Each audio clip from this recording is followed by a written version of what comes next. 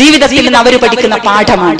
പ്രായമായ ഉമ്മയെയും ബാപ്പയെയും ബഹുമാനിക്കണമെന്നും ആദരിക്കണമെന്നും അവരെ പരിഗണിക്കണമെന്നും അവരെ ജീവിതത്തിൽ അങ്ങേയറ്റം സ്നേഹിക്കണമെന്നും അത് പ്രസംഗിക്കലല്ല, അത് ജീവിതത്തിൽ കാണിച്ചു കൊടുക്കലാണ് ഇസ്ലാം എന്ന് നമ്മൾ മനസ്സിലാക്കേണ്ടതുണ്ട്.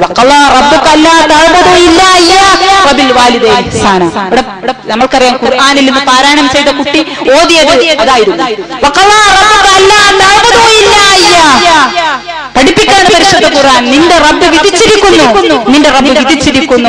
അവനെയല്ലാതെ വേറൊരാളെയും ആരാധിക്കാൻ പാടില്ല, റബ്ബിനെയല്ലാതെ ഒരാളെയും ആരാധിക്കാൻ പാടില്ല, ഇബാദത്ത് ചെയ്യാൻ പാടില്ല എന്ന് നിന്റെ റബ്ബ് വിധിച്ചിരിക്കുന്നു. കൂടെ ഒന്നുകൂടി വിധിച്ചിരിക്കുന്നു, അബിൽ വാലിദൈനി ഇഹ്സാന, മാതാപിതാക്കൾക്ക് നന്മ ചെയ്യണം. നിങ്ങൾക്ക് വേണ്ടി ഓടിയിട്ട് അവരുടെ എല്ല് തേഞ്ഞതാ, നിങ്ങൾക്ക് പോഷകാഹാരം തരാൻ വേണ്ടിയിട്ട് പട്ടിണി കിടന്നിട്ട് ജീവിതത്തിന് ദൗർബല്യം ബാധിച്ചവരാണ് അവർ.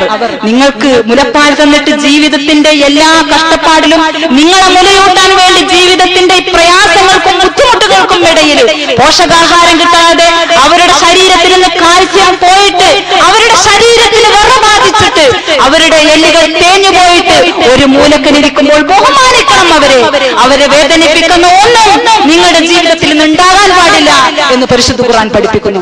അത് ഭർത്താവിന്റെ ഉമ്മയായാലും നമ്മുടെ ഉമ്മയായാലും അങ്ങനെ തന്നെയാണ്. സാധാരണ നാട്ടുംപുറത്തൊക്കെ രണ്ടും രണ്ട് ശൈലിയിൽ തന്നെ പറയാം. ആരാ കൊണ്ടുപോകാൻ വന്നിക്കണെന്ന് ചോദിച്ചാല് തന്തിയും തള്ളിയും വന്നിക്കണം. ഞങ്ങളെ നാട്ടിലൊക്കെ ഉണ്ട്, ഇവിടെ ഉണ്ടോന്ന് എനിക്കറിയില്ല. തള്ളിയും നന്ദിയും വന്നിക്കണെന്നാ പറയാം. തള്ളിയും നന്ദി എന്ന് പറഞ്ഞാൽ ആരാ? ഭർത്താവിന്റെ ഉമ്മയും ബാപ്പയും. എന്റെ ഉമ്മ ഉമ്മന്നെയാണ്. അതിന് നമ്മളാരും ഒരിക്കലും തന്താന്നൊന്നും പറയില്ല. അപ്പോ തള്ളിയും തന്തിയും കൊണ്ടുപോകാൻ വന്നിക്കണെന്നാണ് പറയാ. അതായത് ഭർത്താവിന്റെ ഉമ്മ, അത് പിന്നെപ്പോ അങ്ങനെയൊക്കെ മതി. കാരണം ഭർത്താവിന് എനിക്ക് വേണം, ഭർത്താവിന് മാത്രം മതി. അതുകൊണ്ടാണ് കല്യാണം ആലോചിക്കുമ്പോൾ നമ്മൾ പറയുന്നത് വീട്ടിലാരൊക്കെയുള്ളത് ആ രണ്ട് നാത്തൂമാര് കെട്ടിക്കാണ്ടാവുള്ളൂ, ഒന്ന് എന്റെ കുട്ടിനെ അങ്ങോട്ട് ഇല്ല. കാരണം നാത്തൂമാര് കെട്ടിക്കാനുള്ള വീട്ടിക്കൊന്നും എന്റെ കുട്ടിനെ പറഞ്ഞേക്കൂല. അവിടെ എന്റെ ഭർത്താവ് മാത്രം. ജീവിതത്തിലെ സങ്കുചിതത്വം, ജീവിതത്തിലെ സ്വാർത്ഥത നമ്മൾ അങ്ങനെ അങ്ങോട്ട് പഠിപ്പിച്ചു കൊടുക്കുക. പിന്നെ എങ്ങനെയാണ് ഈ കുട്ടി വീട്ടിൽ പോയി അഡ്ജസ്റ്റ് ചെയ്യുക? നമ്മൾ ആലോചിക്കണം.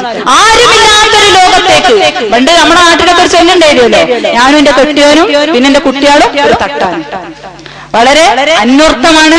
കാരണം ഭർത്താവിന് നമ്മൾക്ക് വേണം, കുട്ടികളും വേണം, പിന്നെ ജ്വല്ലറി ഇല്ലാതെ നമുക്ക് ജീവിക്കാനേ കഴിയില്ല. നമ്മൾക്കറിയാം, നമ്മളെ പിന്നെ അരി മുഖ്യ ആഹാരമായിട്ട് ജീവിക്കുന്നവരാണ് നമ്മളൊക്കെ.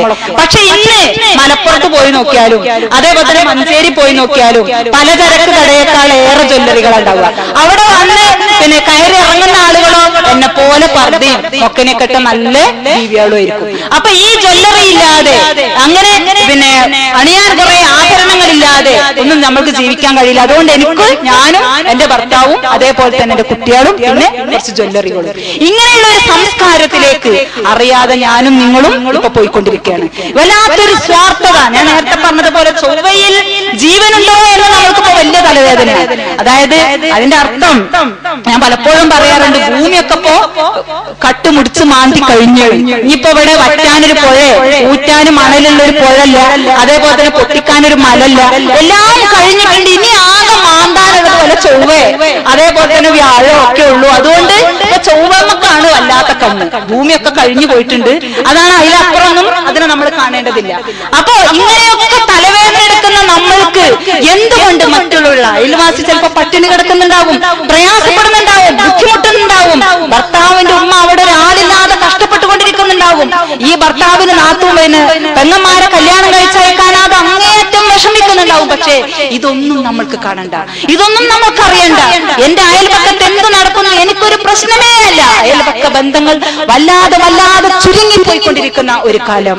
അതേപോലെ തന്നെ ബന്ധങ്ങൾ, നമ്മുടെ രക്തബന്ധങ്ങൾ പോലും അങ്ങേയറ്റം ചുരുങ്ങിപ്പോയിക്കൊണ്ടിരിക്കുന്ന കാലം. ഒരുപാട് സമയം നമ്മൾക്കുണ്ട്. ഇന്നിപ്പോ പിന്നെ 11 മണിയാകുമ്പോഴേക്ക് നമ്മുടെ എല്ലാ പണികളും നമ്മൾ കഴിച്ചു വെക്കും. 11 മണിയൊക്കെ ആകുമ്പോഴേക്ക് പണികളൊക്കെ റെഡിയായിരിക്കും. ഇപ്പോ വിചാരിക്കേണ്ട നമ്മളൊന്നും നന്നായതുകൊണ്ടൊന്നുമല്ല.